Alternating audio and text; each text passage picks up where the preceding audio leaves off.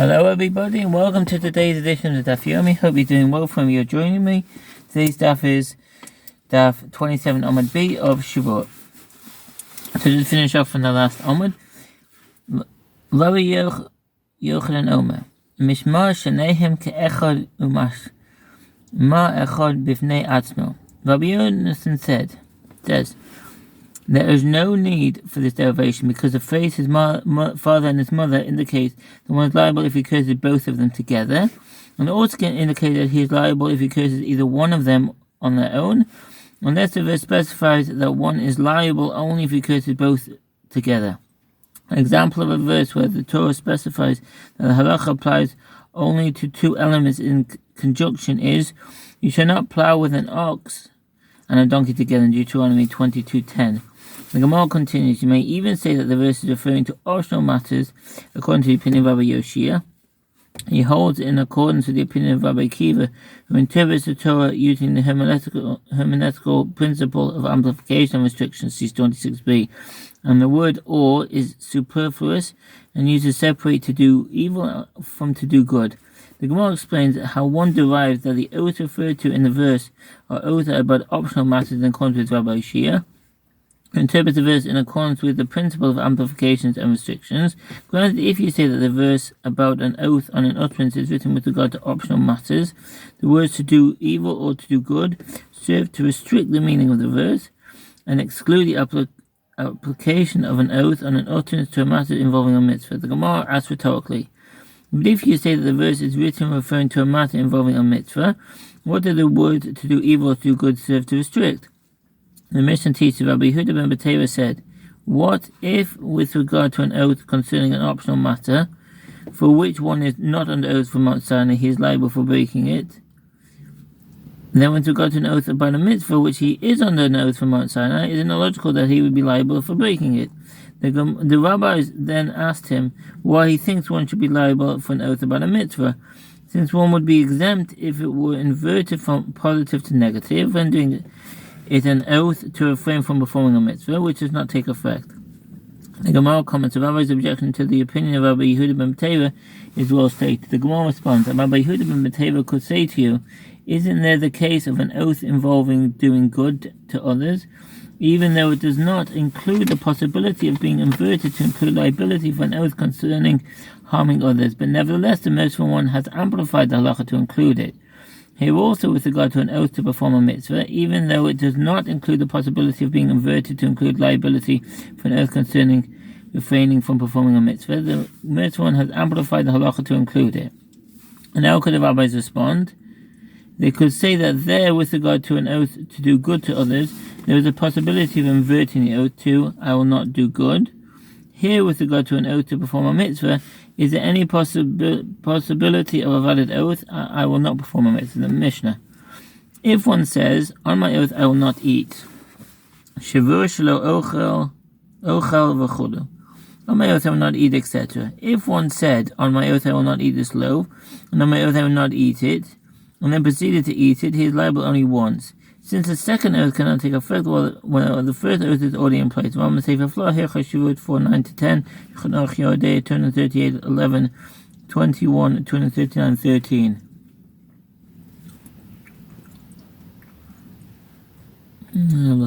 This loaf, and then he says again, on my oath I will not eat, and again, on my oath I will not eat, and then he ate it. He is liable only once.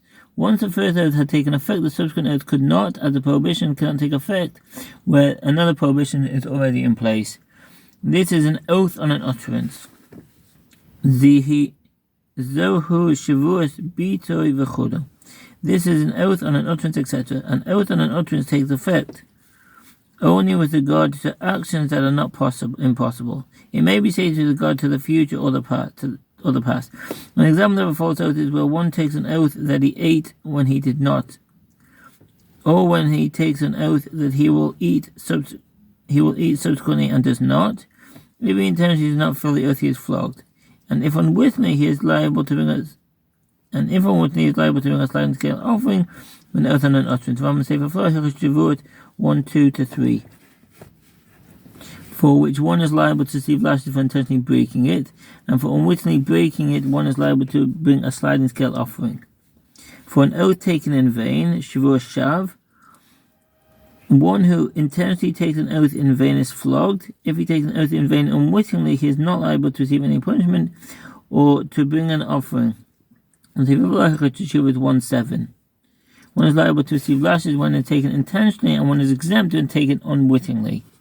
The Gemara asks, why do I need to teach the Mishnah such that the wording of the first oath is, on my oath I will not eat this loaf, and when the wording of the second oath is, on my oath I will not eat it? And what answers, it teaches us that the reason that he is liable only once is that he said, I will not eat this loaf, and then he said, I will not eat it. If one said, on my oath I will not eat this loaf, and then said, on my oath I will not eat it, the second oath does not take effect because it's impossible for him to eat the whole loaf as specified in the second oath. If he does not eat part of it first, as specified in the first oath. But if he said, on my oath I will not eat it, and then said, on my oath I will not eat this loaf, the second oath takes effect in addition to the first, since the first oath renders it prohibited to eat only the whole loaf, while the second oath renders it prohibited to eat any part of the loaf. Once he eats an olive bulk, he violates the second oath. When he finishes eating the whole loaf, he violates the first oath. And that's Rambam Seif HaFlah Shevuot for 10 Shulchan Aruch Yodea 238 10-11. But if he had said, I will not eat it, and then he had said, I will not eat this loaf, he would be liable twice. This is according to the opinion of Rava. As Rava says, if one says, on my oath I will not eat this loaf, Shivuot Shelo Ocha Ki Kazo, one who says, on my oath I will not eat this loaf, is liable for each and every olive bulk that he eats of it.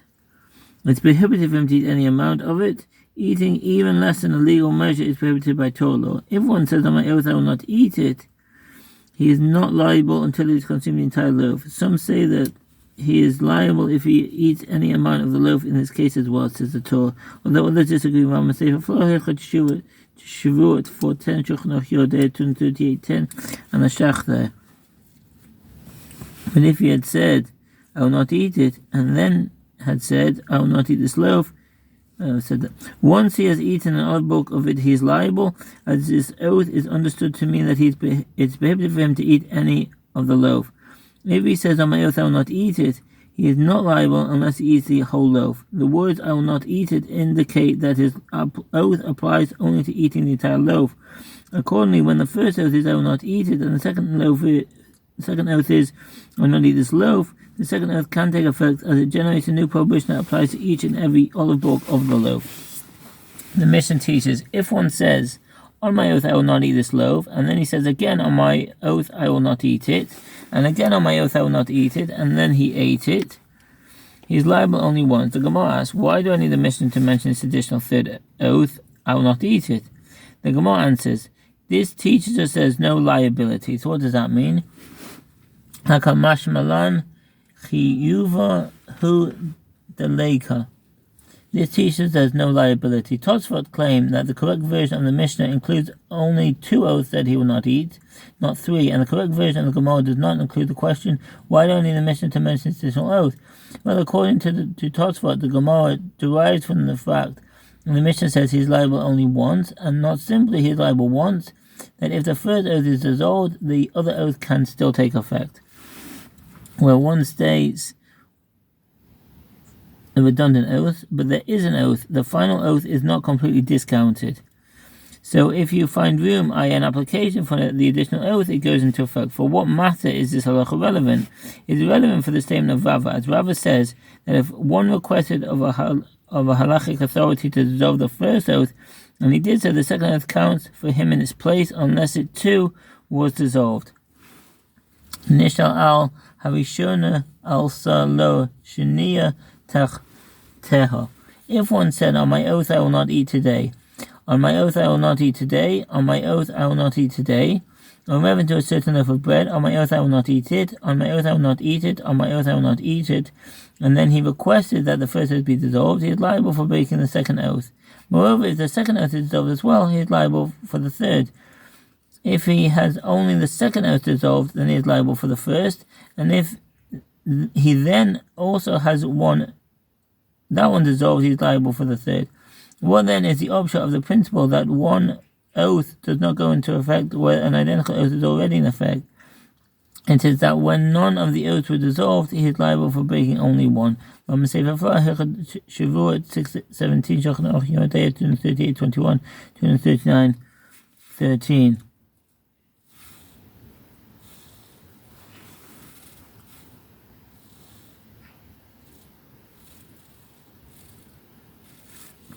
And lost the place.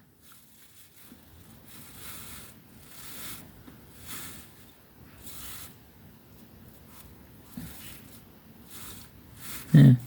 Unless the two was dissolved. The Gemara suggests, let us say that the following Braita supports his opinion with regard to one who took 2 vows of Nazirite-ship. Mishnah Nada Shetei Nazirus.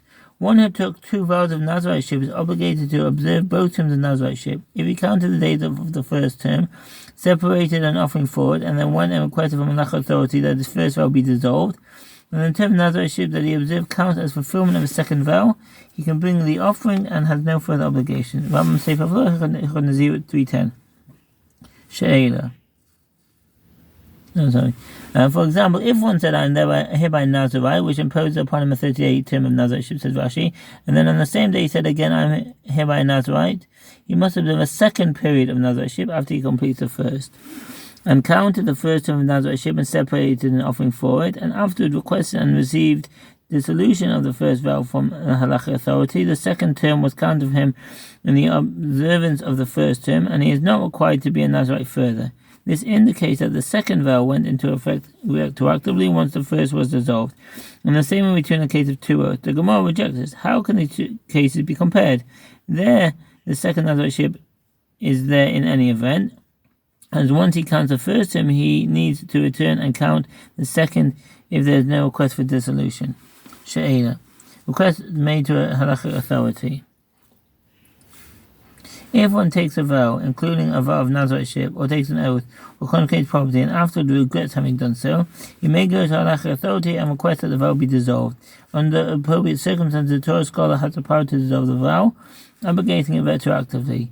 There are certain vows that are automatically dissolved without the intervention of a Torah scholar. Here, if he does not request dissolution of the first oath, is there a second oath at all? Therefore, one cannot find support for Rav's opinion from the Braita. Rav says, if one took an oath about a loaf and then ate it, if he left an old bulk of it, he may request that his oath about the loaf be dissolved. If he had the whole loaf, he may no longer request that his oath about it be dissolved.